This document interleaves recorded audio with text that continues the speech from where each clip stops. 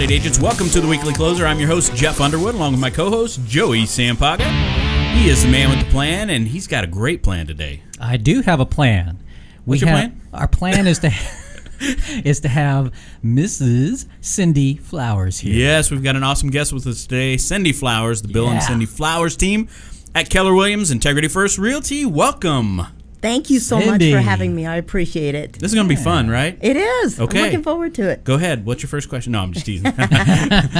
So agents probably know you around the valley, but for those that may not, right, if they're watching or listening, why don't you start with how long you've been in real estate and what got you into real estate to begin with? Okay, sure. I started in real estate back in the late 70s. I was building houses in the mountains above Denver. I had kind of been doing some fix and flips. We didn't call them then. Back in Texas, that's where I started doing that even earlier. I heard your voice change just a little bit back in Texas. Yeah. Well, I'm married to a Texan, so that probably comes out, and I have lived there. I was actually born in Laramie, Wyoming. They don't talk like this there, so I don't know where I got all this. So I was building houses. A guy I was coaching soccer with got me into the home building business. And you didn't need to have a real estate license to sell your own homes. So that's what I was doing, building and selling.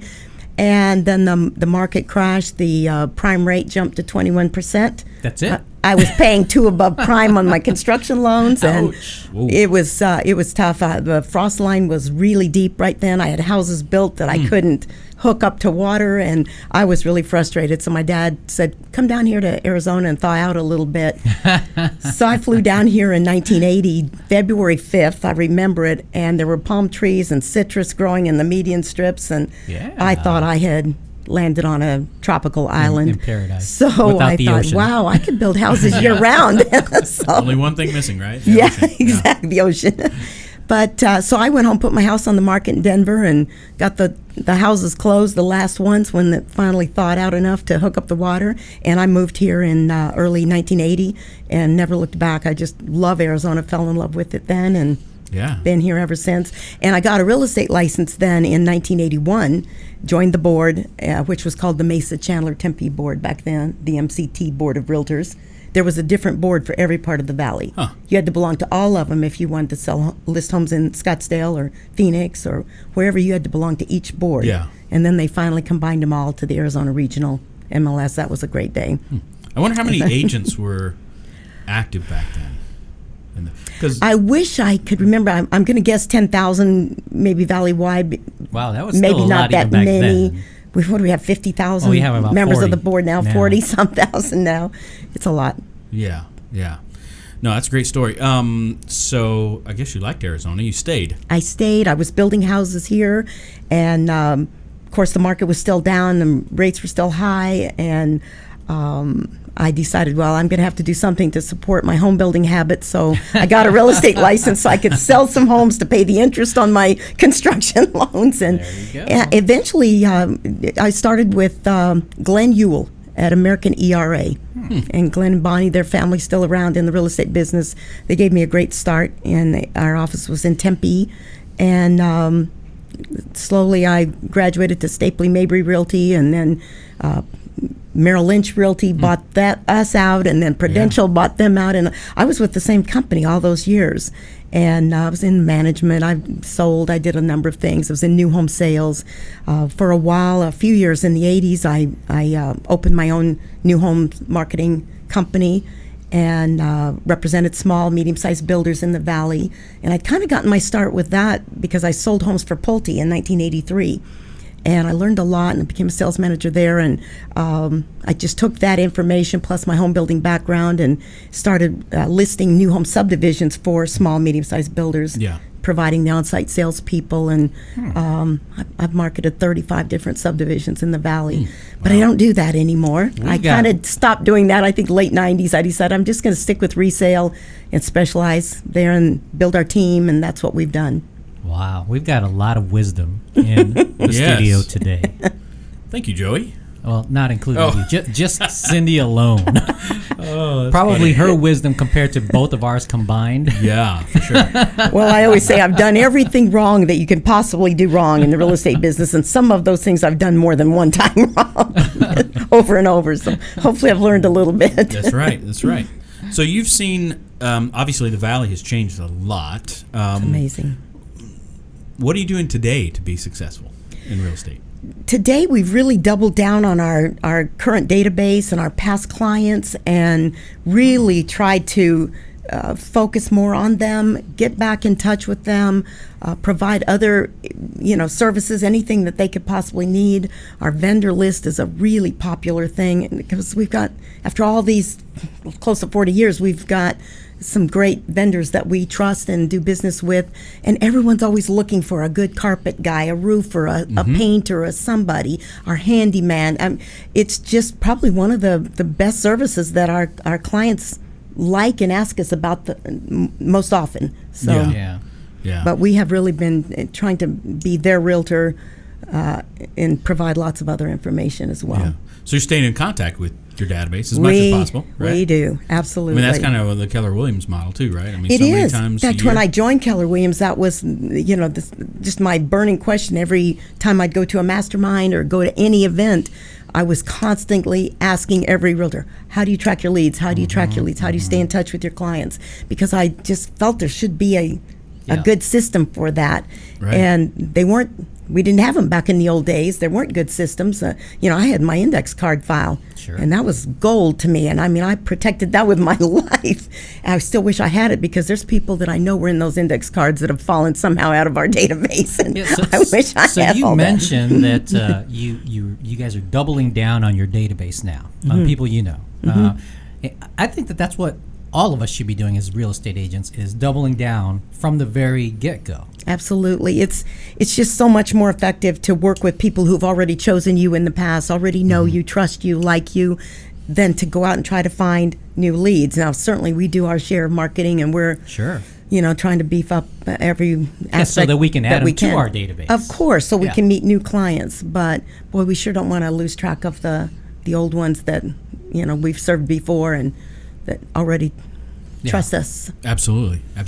So what would you say as far as buyer versus listings today? What do you think you guys sit on that as far as We percentage? used to be a lot heavier with listings than we were buyers, and that was just simply because it was just Bill and I. There was just two of us, and we didn't have the time to work all the buyer leads. When you have a lot of listings, you get the buyer leads. So we were focused on getting those listings, and that's when we realized we needed to build a team. And I've done everything wrong as far as building a team that you could do, and many of those things over and over. But and actually coming to Keller Williams and listening to Gary Keller talk and listening to top producers within the Keller Williams system way back 18 years ago, at the masterminds, hearing them say things that they had done. What we were doing incorrectly was hiring agents just like us. Because that was a fit. I would interview him and I think, oh man, just like she's me. great. He's great. Yes, they'll work like we do. Well, then we had a whole bunch of people wanting to work with the buyers and the sellers. We didn't have anybody backing us up. So Bill and I became transaction managers for our buyer agents because somebody had to take care of the business that was being created. And at Keller Williams, we learned there are people that actually like to do paperwork. There are people who are good at the things we're not good at. They're crazy people. Yeah. Sane people. We're all brain damaged, in sales. So, but anyway, that was just so valuable for building a team. You've got to hire a great assistant first, and that's got to be somebody that can kind of do it all, and then have that person interview and hire the other people. I mean, certainly we have a say in it, but I try to stay out of that. Because You're quoting the Millionaire Real Estate Agent book. Well, Gary Keller wrote that book while he was talking to all of us. We didn't know he was writing a book. He was asking a lot of questions. We were sitting there in the classes and in the masterminds and taking notes and paying attention. And a few years later, out came the book. And diagrams in that book are diagrams we watched Gary sketch out on his overhead projector. That was how he talked with us. We've had a lot of agents that have been on the show that may not even be at Keller Williams, or maybe haven't even worked at Keller Williams. Sure. Right? But a lot of them mention the book no matter what. That book applies to all real estate agents. It doesn't matter what company you're with. Yeah. I've been with a lot of different companies. I loved every one of them for different reasons. And you know, your real estate career is going to be what you make of it. It's not your company. Yeah. It's you. You know, people don't really care what name's on your card. Yes, I love Keller Williams, and I've been there 18 years. But I loved my own company. I loved Prudential. I loved all of them. And but the people are hiring you to represent them, either on their purchase or on the sale of their home. And so, you know, it doesn't matter which company you're with. Well, of course, I think there are some that offer more than others. Sure. But there's going to be the right fit for everybody. You know, so. Is it hard? So how difficult is it to find the right talent? Very difficult. Yeah. Very difficult. And I've never had people who weren't great people work with us. Never. They're always awesome people. You wouldn't hire them if they weren't a great fit. Sure. From a standpoint of values and, you know, just how they treat others and the respect they would have for the clients. That's not about that. It's difficult to find the right skill set for the right position. No, that's a if good you're way to building put a it. team. Yeah. You know, and it's just not difficult to find people with the right standards and all of that. Sense of urgency, that's tough. And that's tough to interview for. Yeah. And you don't really know that fully until you've employed them and you see them in action. And, you know, boy, I have a high sense of urgency, and that's just really critical to me. And when you say that to people and you try to give examples, sometimes it still doesn't translate. They still don't get, you know, who you are and what your standards are when it comes to that response time. So that reminds me, so when I spend a little bit of time consulting with Infusionsoft, they always used to talk about how we found the right people for the bus. Now we just have to find the right seat. Right seat. Oh, boy. And that's another thing I've learned over the years. You know, you go spot somebody that's really talented, and I immediately am thinking, do I have a spot for them on my team? What spot would it be? Wonder if they'd be good at this. Because you don't want to let them go, because it's so hard to find those really high level, highly skilled, you know, high urgency people. And I do this quite often. I'll just create a position, whether I have that position or not. And then I have to work harder to justify paying them, you know, because I just know I don't want them to get away, and that we'll find the right fit. Yeah, you mentioned that when you built a team. Now we know the same person, RJ Christopher, who's awesome. She's awesome, and she was one of our. Regine. She was actually a guest here, and she gave us some amazing tips. People need to listen to her systems. podcast and do exactly what she said, because that we had formed a team and we had a team, but we didn't have it together as a team until RJ came and set up our systems.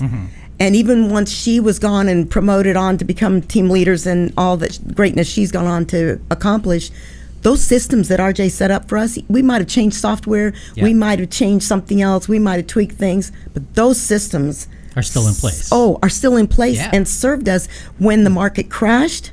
Oh my goodness sakes. Not only did the market crash, Bill got cancer at the exact same time. Our market center closed in Gilbert. I mean, we had like this triple whammy, and the whole world changed. And I was living at hospitals with Bill. Our team was able to carry on because we had systems in place and job descriptions and step by step for every single thing that needed done. We did have to create some new things for short sales. We had to create new systems for the REOs, but the key is the system. The system saved us. I wouldn't have had a team to come back to when we got Bill out of the hospital and, you know, able to, you know, I was able to work full time again. It just saved us. So RJ knows she sits on a throne in our world.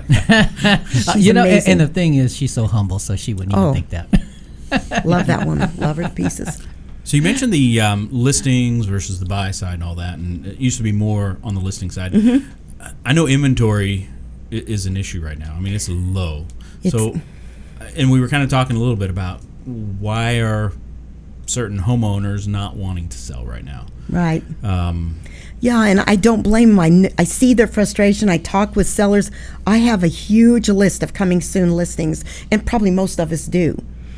And maybe we could publish that somewhere in the MLS that only we realtors could see. We could match up home buyers and home sellers real quick. If everyone would just trust and put their home on the market, we'd have plenty of inventory. There'd be something for everyone. Yeah. And I know we'll finally get back to that market, but no, right now that it's true. And every time we put a listing on the market, we warn our sellers you're going to be covered up with showings. It's going to be morning till night, and in a day or two we'll have it sold. And you'll be homeless pretty quickly. Yeah, and then you've got to have a plan, a place to go. And what we've been doing lately, and I will share this, our Jumpstart program. I just couldn't come up with a name for it, and so that's the name.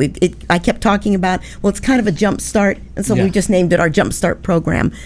And what we're doing is our sellers who we definitely want to sell, but until they can find the right home, we can't twist their arms. We can't get them on the market. There's just no way. We can show their homes, and we do sell some that aren't for sale.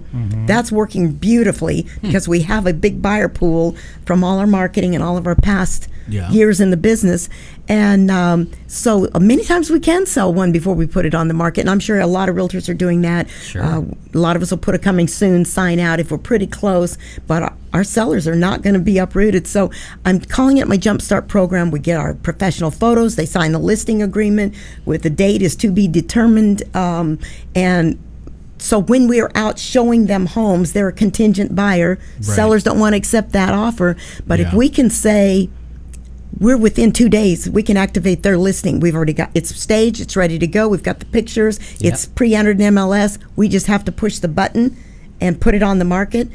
We are getting our offers accepted, out there in the world now with those terms. When we tell them we have that listing, that ready to go on the market. I like that idea. So the Jumpstart program, so you've got it at the you can use. I'm happy to share that because maybe if we all do it, we can get some more. Absolutely, that's a really cool idea. Homes. Yeah, you've got it all set and ready to go. And I didn't know if it would work or not, but we are getting offers accepted with our buyers, our sellers who are buyers and they want to buy first, but we need that simultaneous close. They need to sell to buy. That's right. It's the same hurdle everybody's trying to get over right now. Yeah, for sure.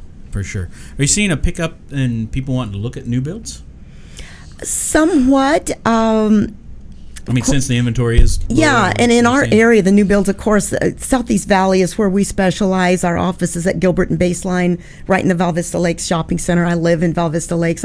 That's my stomping grounds for almost 40 years, is that little area of Gilbert.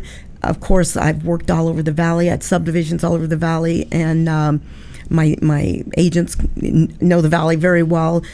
But Southeast Valley is one of the hot spots, and of course Far West Valley too, and that's where the new construction is, that's where the affordability is. So yes, we've probably sold more new builds in the last few months than we had the last few years. From a standard, from our team standpoint. And again, if people are willing to go far enough out to get what they want, it's something that's available. They can find what they're looking for. Right. How about what tips would you give agents today, in today's market anyway, to grow their business? Oh, that's a great question. I love that question. I've restarted my real estate business 4 different times since I moved here in 1980. And I could say 5 if I counted leaving Colorado as a home builder and coming here and building. The way I've done it every single time was holding open houses. Because I would jump as the market would get tough, late 80s, all the savings and loans went under. I was working with all the new home builders. Now they couldn't get their construction financing. The world was changing rapidly for me, and so I jumped back into resale again and holding open houses. And I knocked doors around my open houses, and people would say, interest rates are 18.5 or something for FHA and VA. What are you out here knocking doors? It's 118 degrees in August. I said, this works. There are people who still are transferred to Texas, or need to buy, and there's a way, and it was just get where people can find you, get in the path of the oncoming traffic. They're not going to find you on your sofa at home, eating bonbons and feeling sorry for yourself. You've got to get out there and knock doors, invite people to your open house this weekend.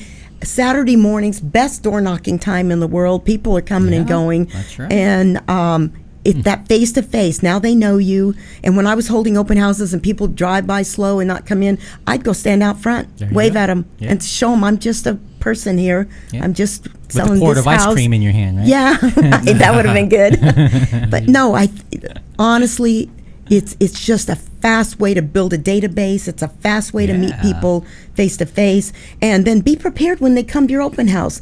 Know the area. You need to have looked at every home that's available within that whole area. Be knowledgeable. Have that information. And of course, when I started, we didn't have computers and cell phones, and we didn't even have fax machines. So you just needed to have gone. And what's a fax machine? Yeah, exactly. What is that now? We don't even use that anymore. Oh, There's an app for that, Julie. There's an app for it. Probably is. But that's the other thing, is we've just tried to stay up to speed with all the technology, and I hire a lot of younger people to work with me, and my grandkids keep me up to speed. There you go. And they're 4 and 5, right? Now they're older than that, but I have a lot of grandkids. So you mentioned open houses, and I think open houses are important. Even if you don't have your own listing, you have other agents who are super busy that they can't do open That's houses. how I started. Yeah. When I left Pulte Homes, they wouldn't let me keep my resale business. I didn't have any business. I had to start back all over again in the resale business. Yeah. When I got out of branch management, I had to start back over. They didn't let me be an agent, compete with my agents. So, I was holding other people's listings open. It works. Just get somewhere where people can find you and you have something to sell. Yeah, absolutely. Before we move to the next segment, then... And by the way, go it's ahead. low cost. Usually when you're That's right. starting out, or if your business is down, you don't have a lot of money. Cost, yeah. If I Buy had a some lot of money, I would have cookies done a and- ton of marketing. I love marketing. I got a degree in it from ASU, but I didn't have that luxury. So Oh, thanks for adding that. Yeah, it is low cost, right? it Kinda costs like your calling time. your It costs friends your and time. family that you know. That's It low is cost. like calling your past database. Call your friends and family. No cost to it. It costs time, That's right. Yeah. but usually that's that's you put that in and you get it back out. How about one thing that has made the biggest impact in your business? I think it's probably just really caring about our clients. We never think about how much money are we going to make on this transaction, because if you think that way, you're never going to get to the end of the transaction. If That's you right. can really ask sincere questions, really get to know their needs, what is it going to take to accomplish their goals, their dreams, and then focus on that, it's all going to come to you. So our team motto is make a positive difference in the lives of the people we serve, and I think it's just that, staying focused on what's important to them. It's the biggest transaction most people ever have in their life. It's the biggest Absolutely. financial investment or sale, and we never lose sight of that. We never lose sight of that. No, that's great. That's great. Good stuff. Anything else you want to make sure agents are aware of, or final thoughts before we move into the ring? Oh, the ring. We might as well move to it. Oh, you Move to good? the You ready? ring. I'm good, whatever it is. All right, let's get in the ring. Here we go. She might not have heard that, but that was Okay. There's a bell. That was the bell. Yes, we're in the ring. Boxing now. round starts We're- now. We're ready. How about the best advice that anyone's ever given you? Oh, I know that one. I have a good answer for that. When I first started, I was trying to learn everything there was about real estate. I was a good student in school, and man, I thought you had to know all the answers and be at the top of the class, and I thought I had to learn everything there was. Well, good luck learning that all. I still haven't learned everything there is about real estate. So it was when I learned how to say, that's a great question. I don't know the answer, but I know where to get it. Ah. It unfroze me from thinking, I can't go out and knock doors yet. I can't go hold an open house yet. I can't go to that listing appointment yet. I don't know what I'm doing. Sure. It was when I learned to say, that's a great question. I don't know the answer, but I know where to get it. And next time you will know the answer. And then you do learn the answer. Yes. Absolutely. One of my first clients was an ASU professor, and he put me through the paces, because back then we were doing creative financing. And so I'm working out all the numbers, and so your payment will only be this if we wrap this and they carry back. And he said, so how much interest will I have paid at the end of the first year? That's a great question. Yeah, And I'll so I get go back home to that you. night, do my homework, and calculate that on our little programmable calculators. Yeah. We didn't have computers. You didn't just want to say more than your principal. Yeah. And then I would go back with the answer, and he'd say, well, then what would my remaining principal be? Oh, I didn't figure that one out. Back. And so he was a professor. He was messing with me, but he also helped me, and That's good. but that's just the thing. You're never going to know it all, but just know who you can call and get questions. But don't be so paralyzed that Yeah. you don't know everything that it keeps you from getting out there and That'd being been a funny realtor. if he was like a mathematician and you're like, He can't you was. figure that one out? Yeah. Oh, he was dean of the College of Engineering at ASU. He knew his stuff, and he knew I didn't. So That's funny. How about a favorite mobile app? probably the one. I mean, I use all the ones that everybody else uses, but one that people may not know about, and even a lot of Keller Williams agents don't know about, is the KW mobile app. I use that a lot. If I'm in a neighborhood showing, or I'm looking at listings, or I'm going to a listing appointment, or I know I'm going to have a listing appointment in that area, what are these homes going for? And I just hit my KW mobile app, and it shows you, and I can be in Denver, I can be in Texas, I can be anywhere in the world, and hit that mobile app, and it pulls up the listings that are for sale in that close proximity Yeah, that's of wherever cool, huh? you are, wherever awesome. you are with your phone. That's pretty Yeah, cool. That is really cool. That is really cool. How about a book recommendation? Oh, I knew you were going to ask that. One of my favorite all times, old now, not as old as me, but Good to Great. I think Jim Collins wrote that book. Good to great. There's a statement in that book that the minute I read it, it just struck me, and then I had to read more, and that's a big book, and I read the whole Yeah. thing. I mean, I just couldn't put it down. Good to Great. One of his opening statements is, "Good is the enemy of great." And I thought, what does that mean? I mean, yeah, Well, good, it's like our good schools. Yeah. We have good schools, we do. but that keeps us from making them great. We kind of settle for good. And it's true of, I have a good real estate business. Yeah. I'm a good realtor. I have a good team. Good is the enemy of great. That you settle for, that's good. All right, we do have good schools. No, we need great schools. We need a great real estate business. How can we plus this? How can we make this better? And that just has constantly driven me. I just love that book. And of course, my other favorite one, Gary Keller wrote, and that's The One Thing. That's a good one too. And the one key statement, the question in that book is, it's talking about prioritizing and doing important things first. If we would all knock out those tough things on our priority list or our to-do list every day. And I think Gary puts it, what is the one thing you could do today such that by doing it, everything else would be easier or unnecessary? So it just hits you on your procrastination problem. You just knock out that one thing. You mean I'm not supposed to put the hardest stuff at the bottom of my At the bottom of list? the list. And we all know didn't get that, to that. but there's something about asking yourself that question when I Yeah. get to my office every morning. What is the one thing that I could do today Yeah. that'll make everything else either easier or unnecessary? And you get that one thing done, it's amazing how much better that day goes. I bet. Because it talks about prioritizing and getting the important things Absolutely. at the top. Absolutely. How about a productivity tool or software that you use on a regular basis? Oh my, we couldn't live without them. However, I do miss my index cards. My team will kill me for saying that because they hear about it all the time. I'm always saying, if I had my index card box, I could tell you when I first met those people.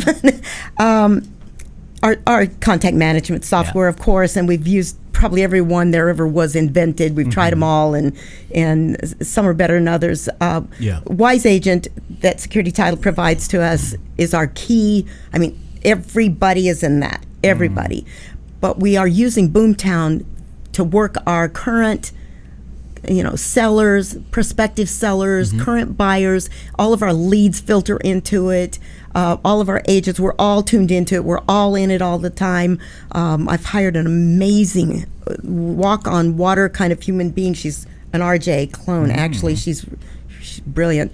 And she works our marketing, works that Boomtown, contacts our past clients, contacts the new leads. I mean, she is on it. Awesome. And that's all she does.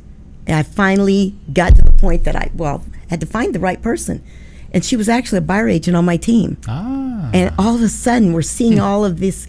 Well, it turned out she helped create a contact management system years ago, not for real estate, for another field, but it's the same skill set. Yeah. And so she's amazing and walks on water. And so we use Boomtown exclusively for It's a great system. our ongoing marketing. Absolutely. And Everybody needs a systems. CRM, don't they? Oh, you got to have those systems, yeah. Yeah. Pull out the mask, Jeff. Here we go. Yeah. Oh, yeah. One more question. I almost Yes. totally forgot. No. One more question. You can draw from here. Go ahead. Draw from here. Yeah. This is I had a beautiful. question. Careful. What is that? Careful. Velvet? Yeah. What'd you get? Oh, what do you want to be growing up? Ah. That is a good question for me. Yeah. I was always going to be a doctor. Ah. And in my first life, I majored in pre-med. I was all the way to the final semester of my senior year at the University of Dallas. I started at Kansas State University, went to University of Dallas. Wildcats. Wildcats. Yeah, they did pretty well in the Final Yeah. Four too, or in the round of 60. Anyway, moved to the University of Dallas. Had my application in to Southwest Medical School. My husband at the time got very sick, and I had to drop out. We had 2 kids, and life just kept changing, and I never got back to med school or to complete that pre-med degree that I was almost there. So many years later, my youngest son, my kids had always heard me say, once I get you kids through college, I'm going back. So my youngest of 3 stayed on me, and he just, Mom, you keep saying you're going to go back to school. You keep saying you're going to get your degree. Have you sent for your transcripts? What are you doing? Have you talked to ASU yet? He would not get off my back. I finally went and talked to ASU and signed up, and it took me 2 years to get my degree in business and marketing from ASU. I graduated with him. We walked together. Nice. But they didn't, all of my pre-med stuff, all that organic chemistry and, physiology and anatomy, all that stuff counted as electives in the College of Business. Really? There we go. That was a tough pill to swallow. Oh, yeah. That's all those were all of a sudden. Electives. So I had to take a whole bunch of other core classes and get accepted into the program, because that's a competitive program. Sure You don't get to is. just say, I'm going to get my business degree at ASU. Yeah. You don't just get to sign Right. up and pay your tuition and Yeah, go. yeah. So Bill ran our real estate team and our business, and I did that, and I was running some subdivisions also, and at night I'd go check on the team. That was a crazy Wow. time, but I I'm got sure it it done, was. and I'm so Wow, proud of one of my proudest congratulations. accomplishments Yeah. is getting that degree. Awesome. 30 years after I graduated from high school, That must have been finally got tough. my college degree. That's awesome. That's a Go great Devils. story. There you go. Wow. No, that's a great story. Well, thank you so much for being here and sharing. And if any My agents that pleasure. are watching or listening want to reach out to you directly, is that okay? Or Oh, how would they absolutely. do that? Absolutely. Yes. Call my office, 480-545-9300. You can check out our website. I'm pretty proud of it. It works really well for us. flowersgetresults.com. That's been we had that motto long before there were websites. Ah. That was just our tagline on all our marketing. Yeah. Flowers get results, and that's our website. And so I love check your it out. last name. Yeah, flowers. Because I had to marry Sampaga- the right guy to get that name. Sampaga in Filipino means flower. Oh, so does it we're mean good. flowers? Yes. Oh, that's good. I did not know that. Now I do. That's great. Underwood. What is that? Yeah. What does that mean? Is that deviled ham or something? Or typewriters? There was a typewriter. It's not underwear. Oh, there were. There Underwood. was a There was the old typewriter. I remember typewriter. typewriters. I am that old. That's awesome. Well, thank you so much for stopping in. Thank you very much for been a lot having of me. fun. I appreciate Absolutely. the Great invitation, episode. and good luck to you guys. Thanks for doing this. It's just a Absolutely. wonderful thing to share. We'll have to thank Jeremy for Yes. bringing you in. Absolutely. I love Jeremy, love Sue Reagan, love Silly guy, security. isn't he? I started with security title People, Aileen Dykeman, back in the early 80s. And I'm still with him all these years. So That's awesome. Yeah. Thank you. All right. Well, hey, guys, until next time, it's Jeff Underwood. And Joey the Flower Sampaga. I That's love funny. that. See you later. Thank you. That's hilarious. That's interesting. I guess that doesn't means sound that flower. tough, doesn't it? My husband said, growing up in Texas with the last name Flowers, he said he spent more time picking himself up out of the dirt than in